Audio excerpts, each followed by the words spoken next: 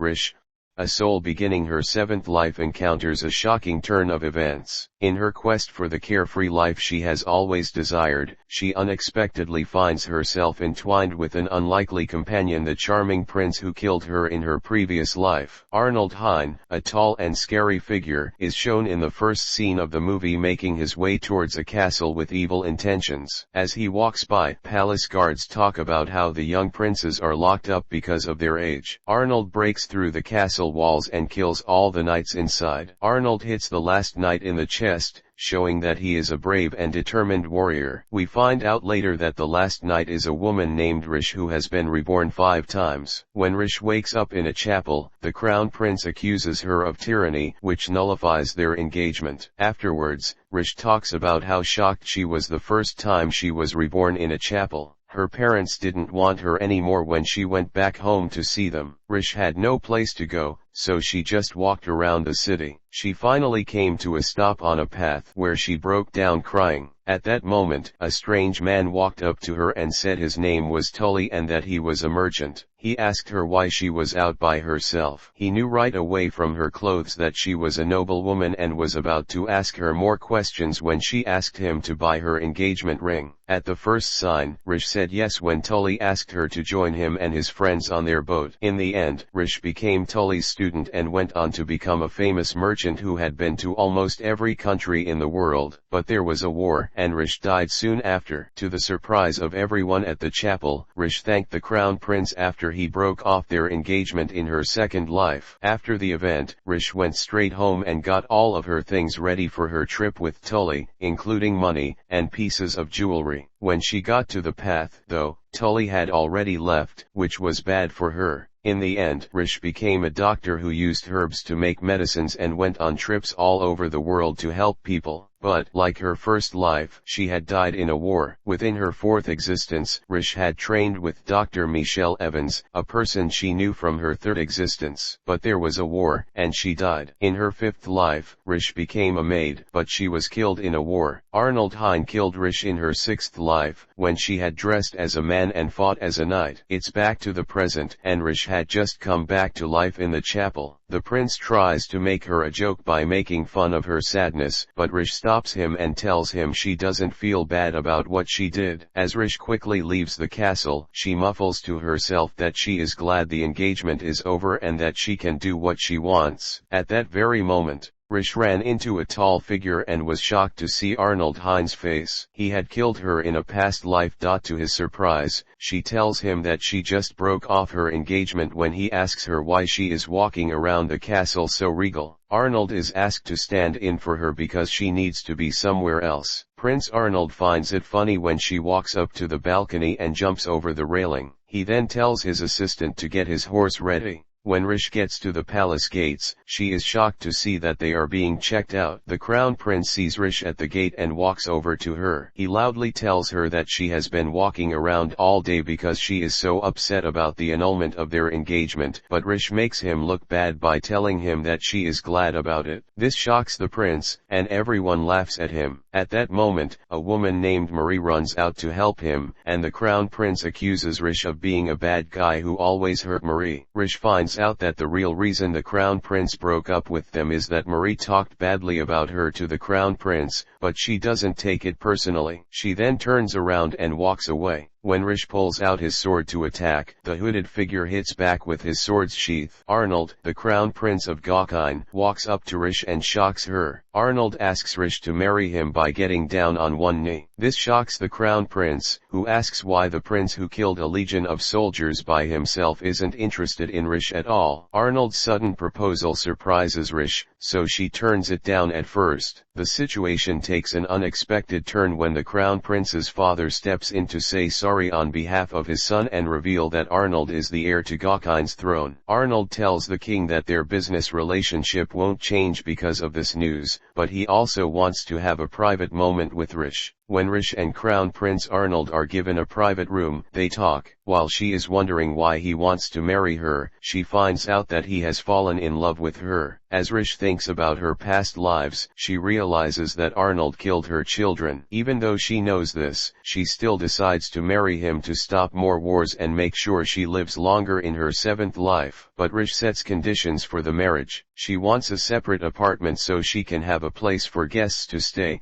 and she doesn't want Arnold to touch her. Arnold agrees, which comes as a surprise, and they go back to Gokine. Arnold tries to get his sword-turned pillow back during the trip, but Rish stops him and reminds him of their deal. When they get there, they find bandits. Arnold takes their weapons away without hurting them. Arnold's men get hurt, which makes Rish come up with a way to heal their poisoned wounds. The men reluctantly take the antidote after Rish heals herself to show that it works. As they look around Gokine, Rish is mesmerized by its beauty and thinks of the places she has visited. Because she asked to live away from the Emperor, Prince Arnold tells everyone that she is staying in the guest house. But because the guest house has been ignored, Rish decides to clean it herself. When Rish sees a maid named Elsie being picked on, she steps in and offers to help her with her work. Even though Elsie asks Rish who she is, Rish avoids answering. That night, Prince Arnold watches Rish from afar and wonders how she knew he was there even though he was trying to hide it. Rish talks about how aware she is, and as they talk on the balcony, she says that she is determined to change her future. Prince Arnold likes how unique she is and promises to help her in her goals. Because he is talking so much, Rish doesn't notice when Arnold breaks their agreement by touching her face. Since he just broke their agreement by touching her face, he tells her to think of something else she wants as he walks away. Rish wakes up the next morning to a knock on her door. To her surprise, it's Oliver, Prince Arnold's aide. While they're catching up, Oliver tells them how busy they've been since their last trip out of town. It's true he's had more rest than the Crown Prince, who hasn't slept at all. Oliver can't help but notice Rish as they talk. She raises her arms in a funny way, and Oliver quickly says sorry. He says that the Crown Prince seems happier now that they are engaged, which is very different from how he usually acts. Oliver gives them a list of the people who are invited to their engagement party that night, which is a very timely revelation. Later, Rish goes to see Arnold and asks for a favor while reminding him of the broken agreement. Arnold lets her pick out a personal maid and tells her that the upcoming party was originally meant to be a bride selection event. Arnold surprises everyone at the party by telling them that Rish will be his future wife instead of the expected bride. Arnold and Rish perform a stunning dance that leaves everyone in the room in awe, while the daughters of nobles try to get his attention. During the dance, she recognizes his moves from a past life and challenges him, but he takes over without any trouble. People in the crowd applaud after their amazing performance. Some women try to trick Rish by giving her a drink that has been spiked, but she stays calm. She is drinking chili wine on the balcony when Arnold shows up and tells her he doesn't like the trick she was played on him. Rish is surprised to see that Arnold has a scar on his neck as they talk. Rish does something unexpected the next day. She helps Elsie and the other maids with their work. Diane, who was one of the bullies the day before, tells them they won't be chosen to be the Crown Princess's maids and sends them away. But Rish surprises everyone by calling them by their titles, the Crown Princess, and making Elsie and the new maids her helpers. Nicole is shocked when Rish asks her to help teach the maids how to read and write. Later, Oliver tells the Crown Prince what happened, and the prince finds it funny that Rish can make things worse. In the evening, Rish asks Elsie to help her change how her hair looks because she has an important meeting. The important guest turns out to be Chief Tully from Rish's past life, the CEO of Aria Trading Company. Rish wants to work with Chief Tully to stop Arnold from starting a war that will kill her, but she hides what she really wants by telling him she wants to buy wedding supplies from him. Chief Tully tells her he is going to stay in Gokine for a few days but turns down her request because he thinks she has other plans. Feeling down, Rish goes to her garden and thinks about the chance she lost to make friends with Tully. Rish dyes her hair and looks for him in a cave that night after picking up on Chief Tully's hints about his long stay.